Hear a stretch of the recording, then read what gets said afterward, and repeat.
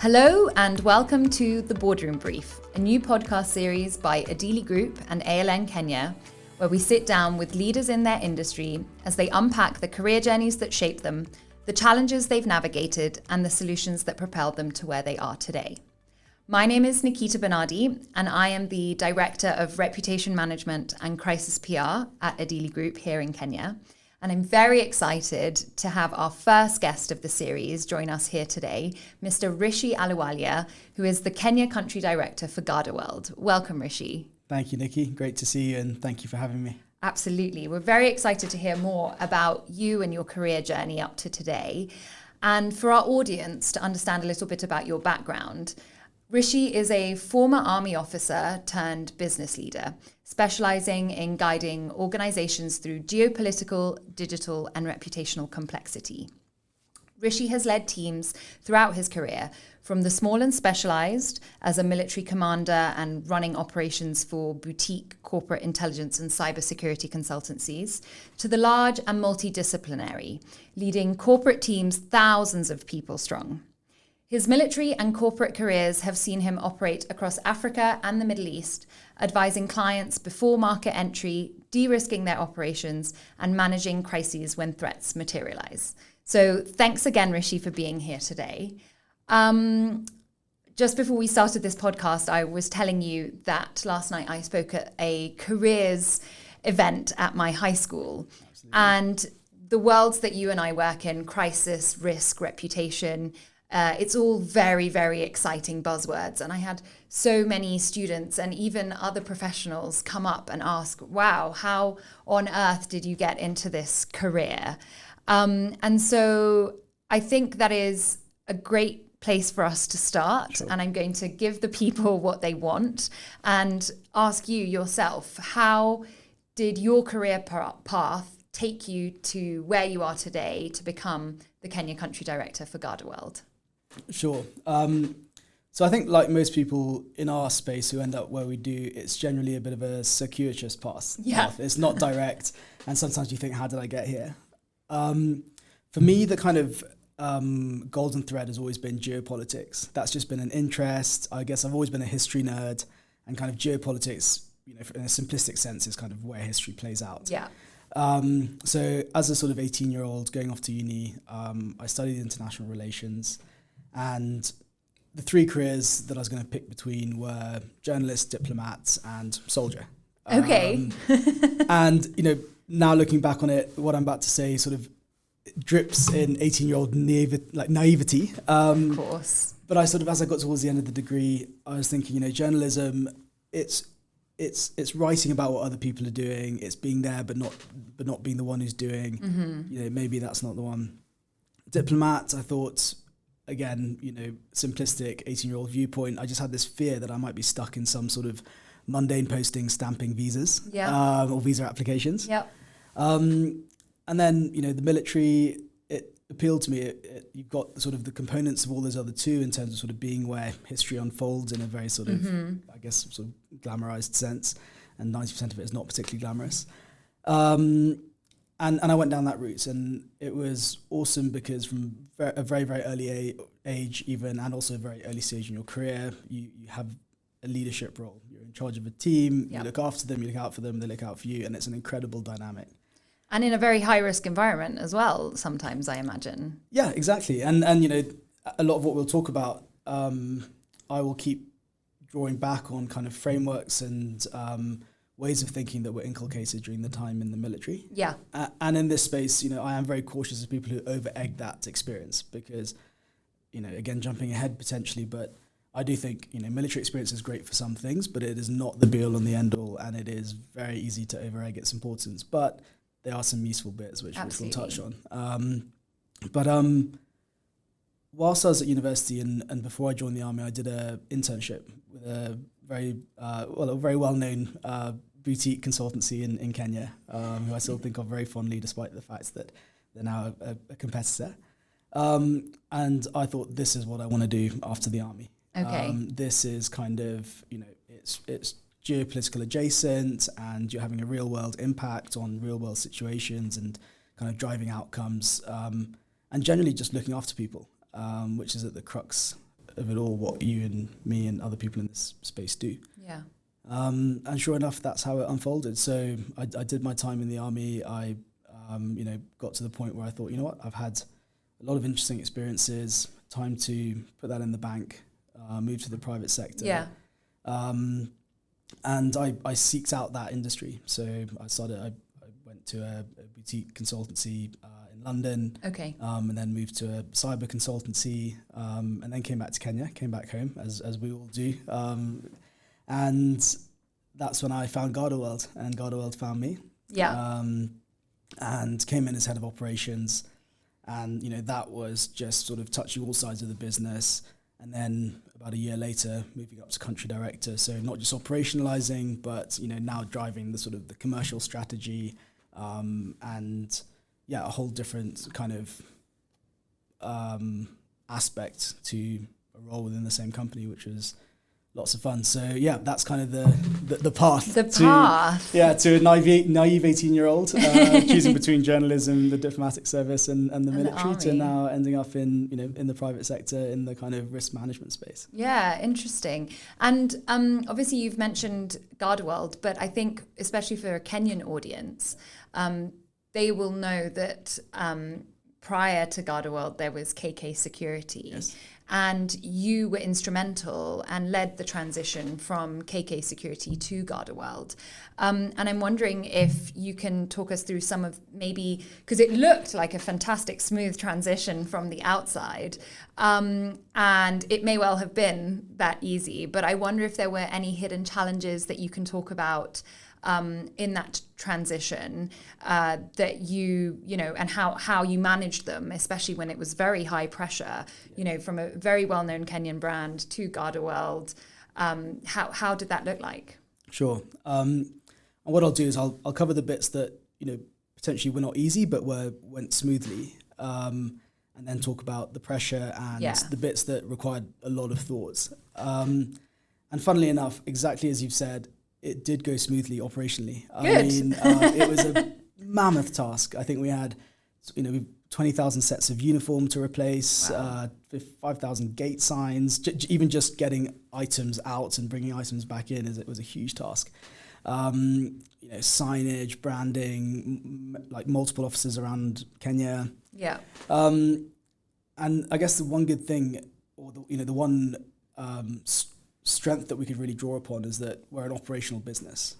So actually that side of life, despite it being initially the bit that probably gave me the most cause for concern, actually upon execution, it was job done, because the team, they're operational. That's what they do day in and day out. They deploy people, they deploy vehicles, they replace uniforms, they update equipment, they do that day in and day out. So that happened, and I was like, wow. Well, that's a testament to how good the organisation runs. That's a testament to the team. I mean, everyone just, and I'm going to come to this point later, probably about the sort of the concept of an intent, or again in the military we used to call it a commander's intent. But basically, if the team know what the end result is, they have that flexibility to act in a much more agile and kind of decentralized way. Okay. So, quite early on, we were able to communicate the intent. So operationally, it was, by this date, we need to achieve X, Y, Z. And, a well-structured team are able to just deliver that and come back and, flag if any challenges, but mostly come back and say, job done, which was great. The pressure and the kind of the non-tangible bits of the rebrand, those were the real one, the real bits that kind of, took thought.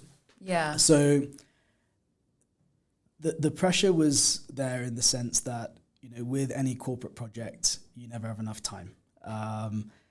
So no matter how much time you do have, it always feels like you never do have enough time. And you always want to push it back just one more week. Exactly. And we were very clear that we were going to do this rebrand. We were going to get it done. It had been a while that, since the KK was acquired by GardaWorld, and everyone was keen to wear the same T-shirts, the same football shirt as our wider family. So absolutely. We wanted to get it done. But there was a lot of pressure there in the sense of time, but also expectations. This was a really well-known brand, a household name in Kenya. And not only were we replacing that brand with another brand, we then had to justify what that and communicate and articulate what this new brand meant and why this was happening. And so in terms of the pressure, I think what the role of leadership is basically to be the umbrella for pressure. So to enable the team to work and operate, it's, you know, if every layer is being that umbrella and filtering out 90% of the pressure, that leads to hopefully a situation where people can rock and roll and do what they need to do. Yeah. So, you know, you asked sort of about leadership lessons and leadership aspects there. You know, one major bit was being the umbrella for that pressure. You know, certainly I am very lucky in that, you know, my bosses are also likewise that umbrella. So we try and inculcate that culture where everyone communicates down clearly. Whatever sort of pressure is coming from above is kept at that level. And then, as I said before, the biggest technical exercise was how to do the communication. Right. Putting to rest a really well-known household brand, bringing in a new brand that wasn't, you know, as well known in Kenya as KK. And one huge element of the communication was internal communication. Yeah. So before even thinking about, you know, the branding, the PR, the marketing, the comms, it was actually basically an HR function. Yes. I mean, and not to pigeonhole it as HR, but just like it was a leadership function. Like to tell this team of 10,000 people strong and communicate and articulate why we're doing what we're doing, what it means for them, why they should be excited about it. And that was quite fun. We opened up WhatsApp channels to get messages and videos out Very to Kenyan. all the frontline staff. Exactly. I love a good WhatsApp channel now. It's the way business is done. Absolutely. And, you know, I'll probably get a slap on the wrist for saying that from sort of company IT security. But no, it's the reality. It is the reality. Yeah. Even, you know, in my world, most business is done via some form of chat app. You know, there are obviously the more secure ones, but generally everyone uses WhatsApp. Yeah, no, absolutely. It's just the reality. Yeah, no, you're right. And so, yeah, just to sort of close that off, the internal communication was about creating this buzz. And, you know, whether it was the WhatsApp channels to the frontline workers, whether it was the kind of team building days and sort of staff events to kind of communicate and generate a hype. And then, of course, on, you know, much more technical was the external communication. The communication to clients, it had to be very bespoke and very personalized. So every single client got a letter explaining what was happening, the timelines, what they're going to see, when the changes would happen, and so forth. And, you know, back to the pressure piece, once you commit that in writing to a client, you've got to hit those timelines. So, you know, Absolutely. we say by this date, your guard's uniform will change. By this date, our vehicles will change colours. By this date, your gate sign will be changed. You've got to hit those timelines. Yeah. So, yeah, I mean, in summary, it was, you know, the lessons were internal comms is as important as external comms. The ambassadors are the people who are inside the business. I'm smiling because this is one of the messages that I'm consistently trying to get through to clients, especially in times of crisis.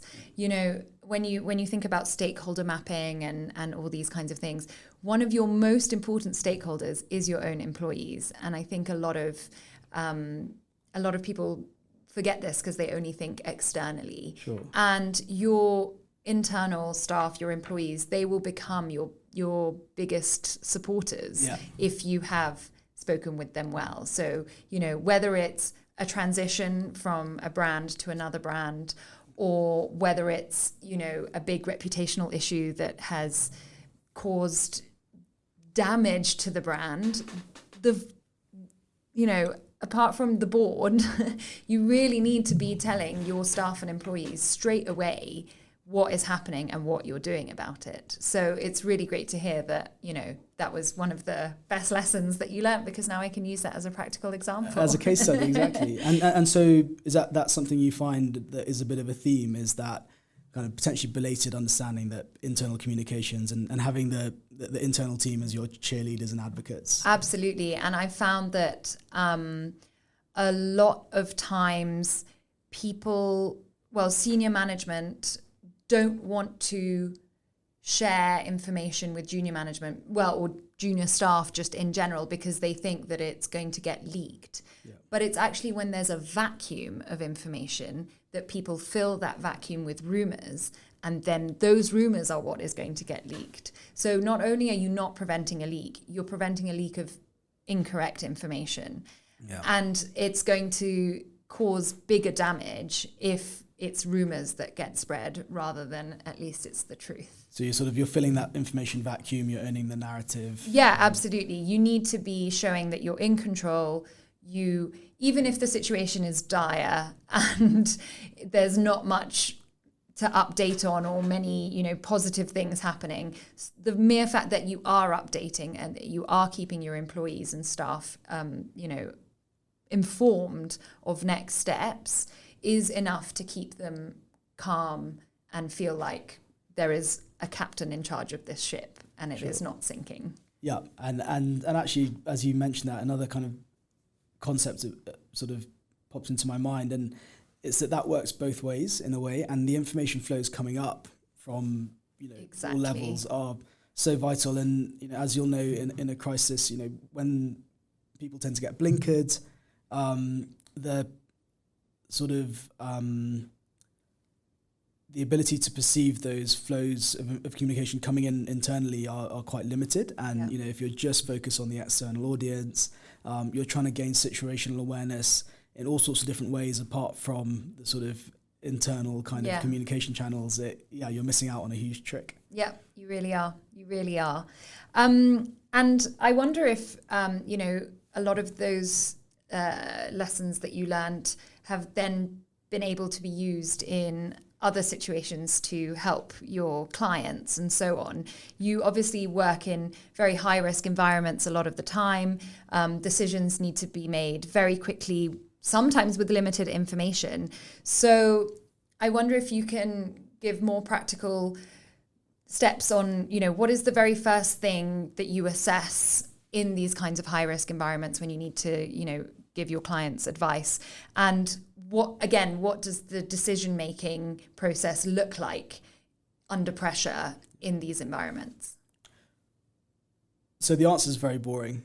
In an ideal world, it's reach for the SOP.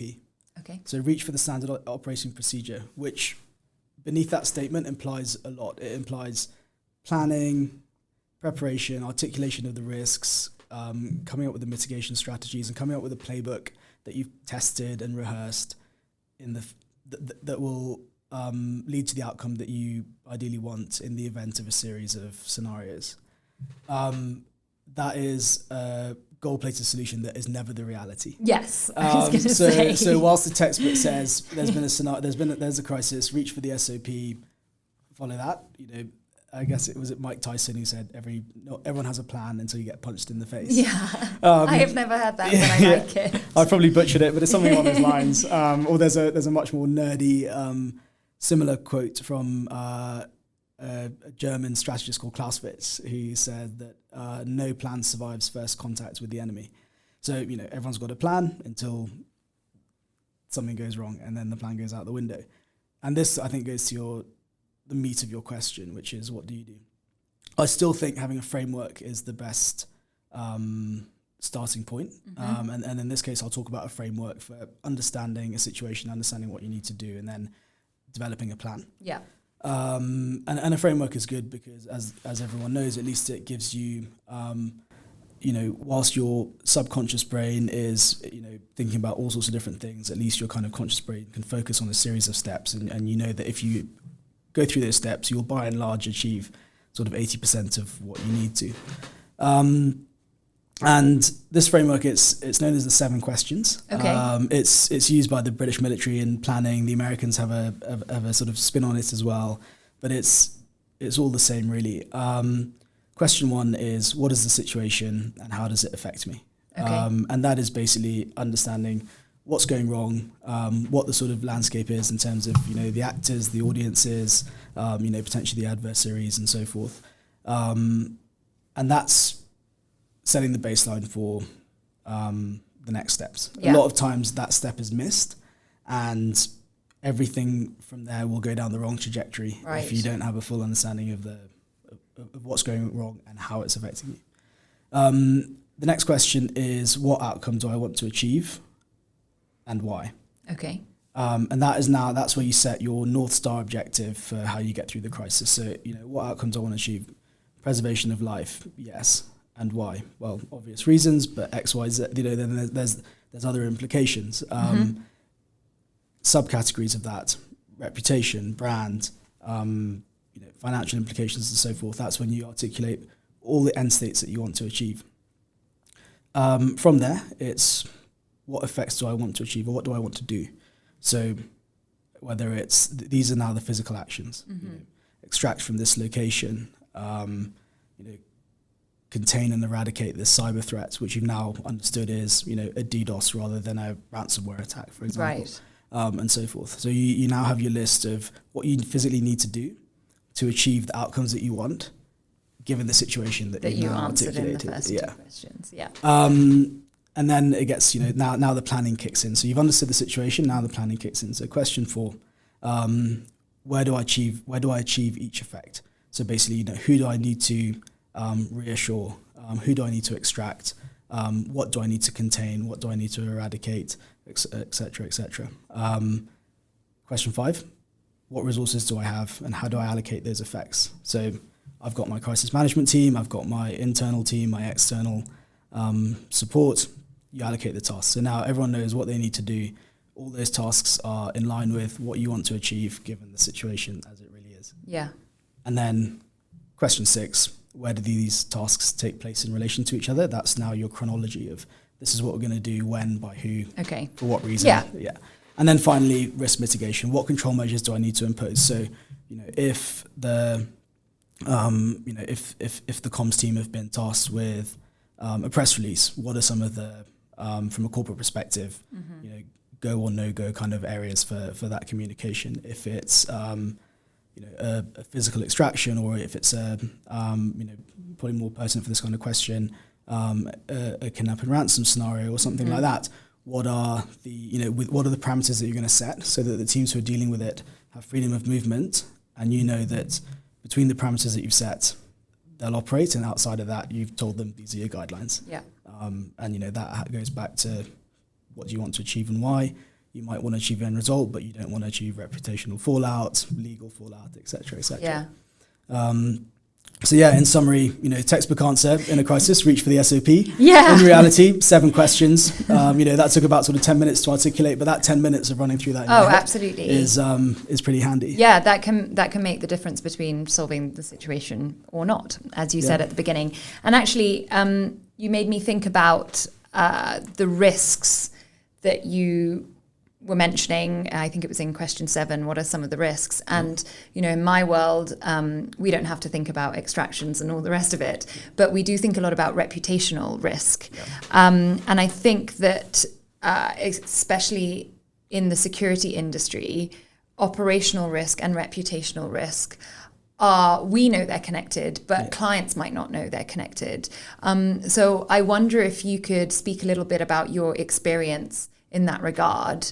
Where have you seen the operational and reputational risk kind of overlap, and how it can work well to deal with both of them at the same time? This is something you and I love talking about. I know. And it's so fundamental because they both drive each other and they're both fallouts of each other. Yeah. So, in simple terms, in my world, probably, 70 to 80% of what we do is operational risk. But firstly, operational risks, when they materialize, if handled in isolation, can certainly drive reputational risk or reputational risk being realized. And the fallout, as the fallout from operational risk is contained to the financial fallout of that downtime or that incident. Yeah. The fallout of reputational risk is completely unrestricted. Yeah. It can compound and it can blow up in all sorts of ways.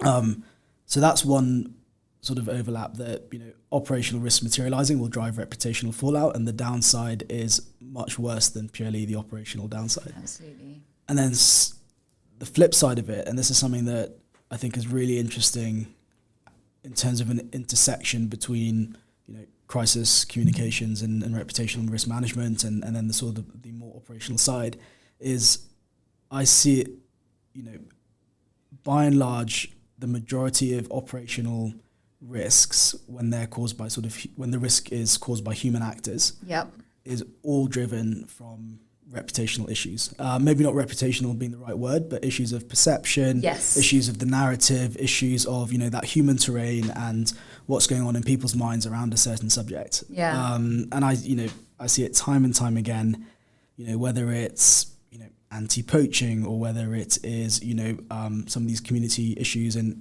large agricultural establishments, the start point is always the operational risk. And that is actually self-defeating because I'm sure you'll sort of have a comment on this, is that a lot of times the mitigation measures for that drive those reputational or I guess perception and narratives that are leading to that risk being there in the first place.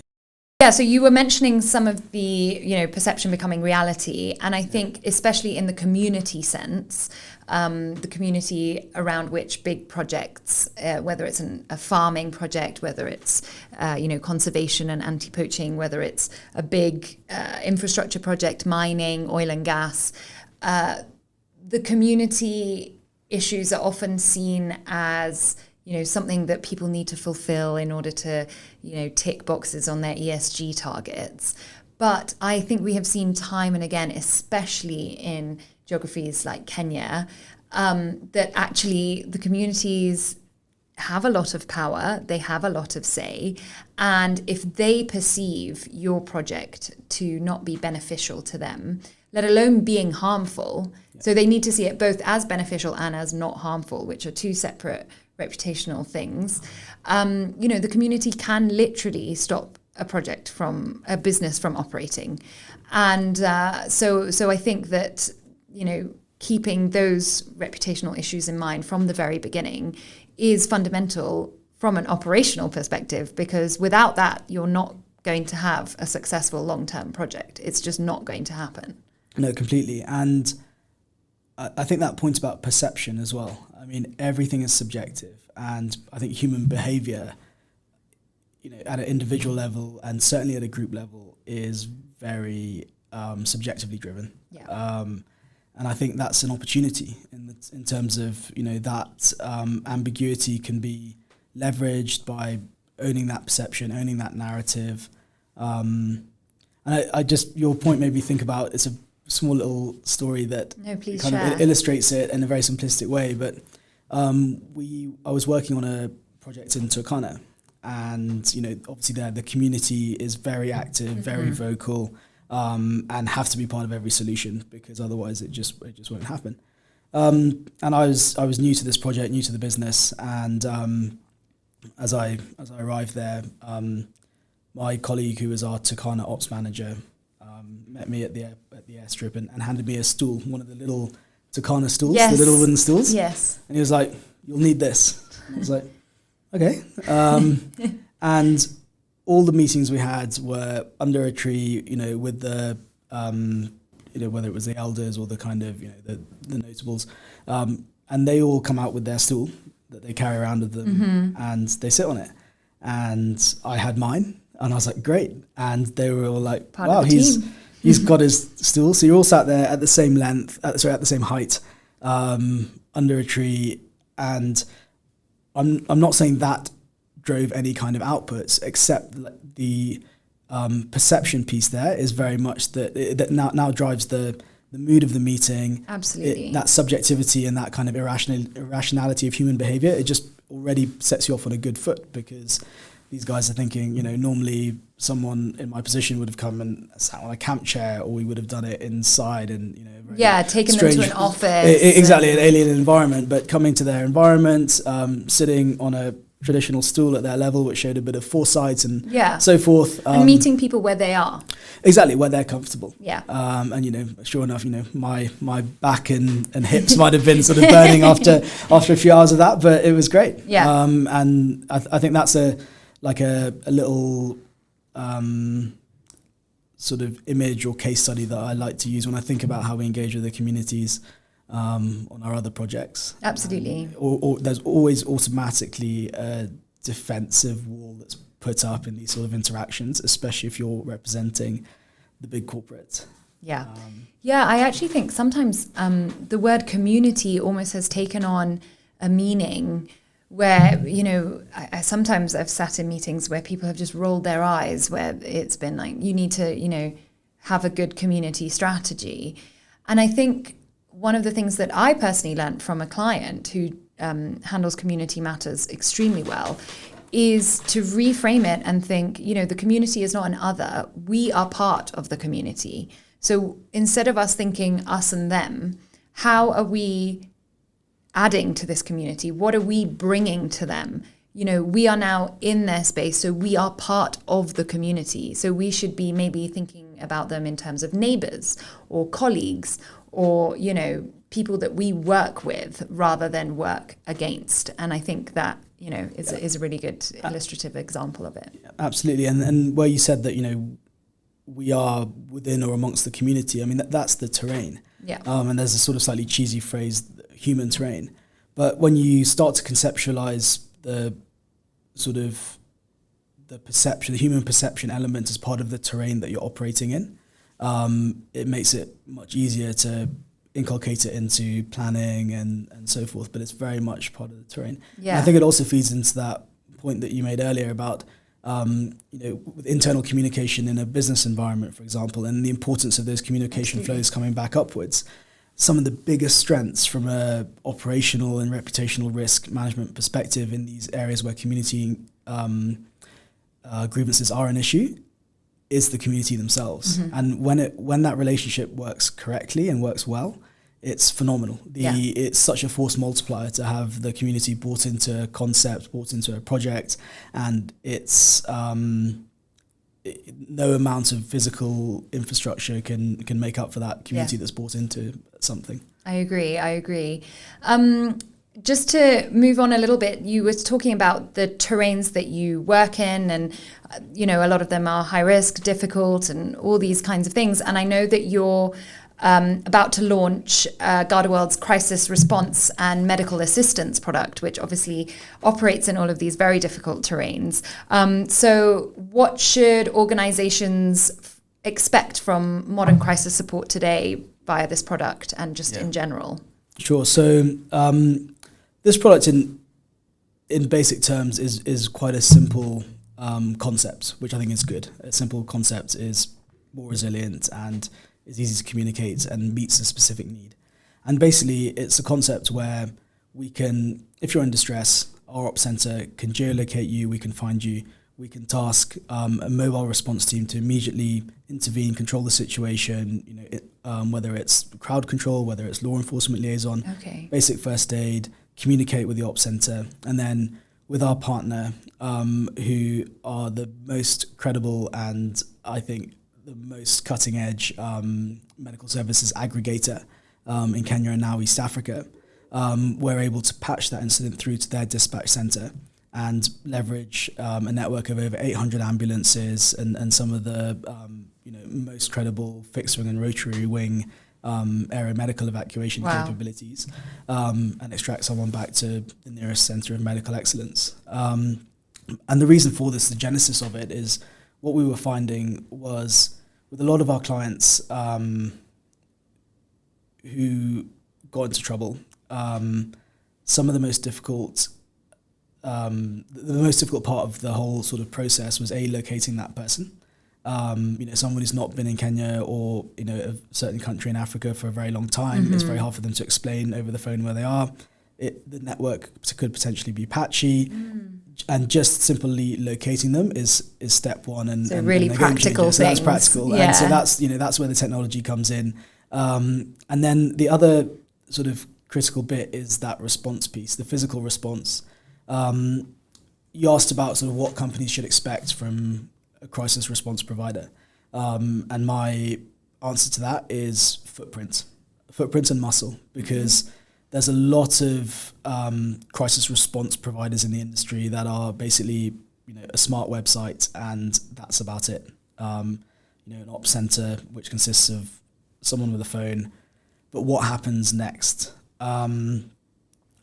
with companies like ours, we have that footprint. So we've got over 135 mobile response teams dotted around Kenya, for example, and similar numbers across East Africa, where we have footprint countries. Okay. So the crucial bit there is that, regardless of where you are, obviously timelines differ, but there will be a team of first aid and crisis response trained individuals who will get to you, and also liaise then with the medical assets.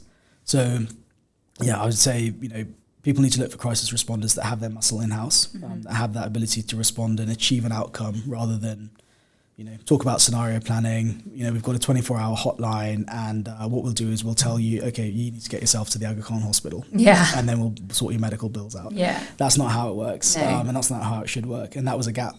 Yeah.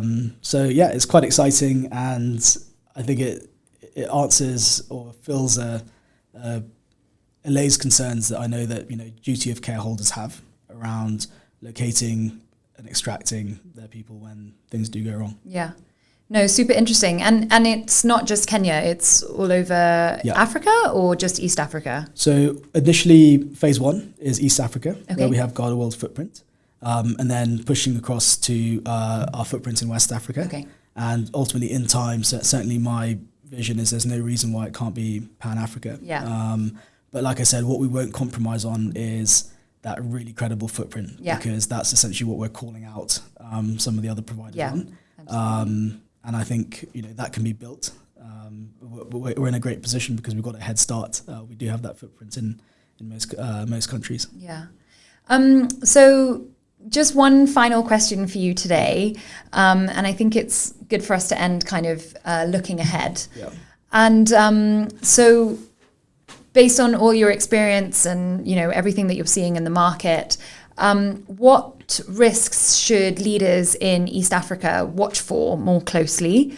And what do you think are the things that will separate organizations that survive crises from those that collapse under pressure? Sure. So, yeah. Let me start with the second question about what characterizes an organization that will survive a crisis.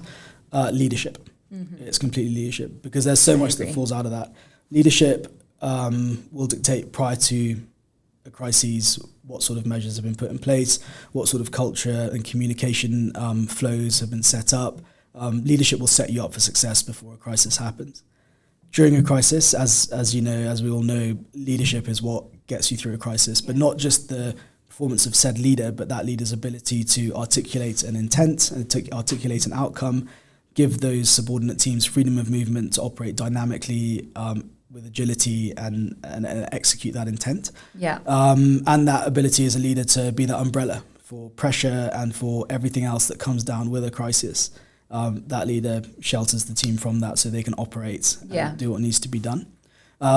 So, the answer to that is, I don't think it's technology. I don't think it's, a glamorous answer. It's purely leadership and situational awareness, which, as we've said before, comes from your communication flows and so forth, all back to leadership. In terms of threats to look out for, again, I would love to give a very sort of sexy answer about AI and, cyber and whatever. But the reality is that most entities are still so far from fully being able to deal with even the most basic or most likely risks. Yeah. Whether it's locating and evacuating a member of the team who's got in a road traffic accident on Mombasa Road, for example. So even before we start thinking about the emerging risks and the changing threat landscape, that's for you and me to read about and, in our spare time and kind of theorize and get excited about. But generally for sort of 90% of the clients, they're so far from having sewn up all of the gaps for the high likelihood, potentially lower impact risks. And this is not just physical. I mean, when it comes to cyber, the reason why it's not a glamorous answer is that these risks have existed for, decades almost, but they're still extant in the same form that they were decades ago. Obviously, accelerated and made more potent by advances in technology and AI and so forth. But the fundamentals are the same. The fundamentals for securing your digital infrastructure today are the same as the fundamentals for securing your digital infrastructure 10 years ago. There's so that doing the small things right is what I would say. Noting that obviously the threat landscape is changing dynamically, which is a catchphrase that you have to say. And I think I'm glad you managed to get the word AI in here somehow. Yeah, it means we can publish this podcast exactly. now. Otherwise, we'd have to do it again. It can be on LinkedIn now. Yeah, and I think one other bit, which I do think is important to consider, is the expectations and demands of the current youth demographic. That's something that is definitely changed within our lifetime for the better. But that is driving a very different operating landscape. The human terrain is different. Because of that, I think the security terrain is potentially, can go in different ways. Yeah. To sort of summarize what I'm saying is that there's a youth demographic today that they know what good looks like. They're very connected. They're very capable. They're ambitious. And the way that they need to be communicated to, it needs to be at their level. And therefore, reputational risk management strategies, community engagement strategies, and so forth need to take that into account. Absolutely. I don't know what your thoughts are on that as well, in terms of how you've seen that shift, in the last sort of 10 years or so. No, I totally agree. And I think it's music to my ears to hear that, the biggest risks are still just, your kind of bread and butter ones. I am consistently telling clients that one of their biggest risks, and this goes back to what we were saying at the beginning, is, their employees and their HR. It's not, a big cyber threat from a foreign nation. It can be, of course, but I still think, from a reputational standpoint, it's, are you treating your employees with dignity and respect in a way that they trust you and they're not going to go and blow the lid on some terrible thing that is happening inside your organization? It's really just quite basic. Yeah, it's just doing potentially HR things. Yeah. But that's where the biggest risks continue to be. And so, I'm in total agreement with you. Yeah. So I think the message is do the small things right. Do the small things. Yeah. Absolutely. Great. Well, thank you so much, Rishi. This has been a really interesting conversation, especially for me, but I hope for our audience as well. And I hope it's been useful for you as well to kind of elaborate on some of the ideas that we often think about in our minds, but don't get the chance to talk about. So I really, really appreciate your time today. And thank you. Thank you so much, Nikki, and great to chat.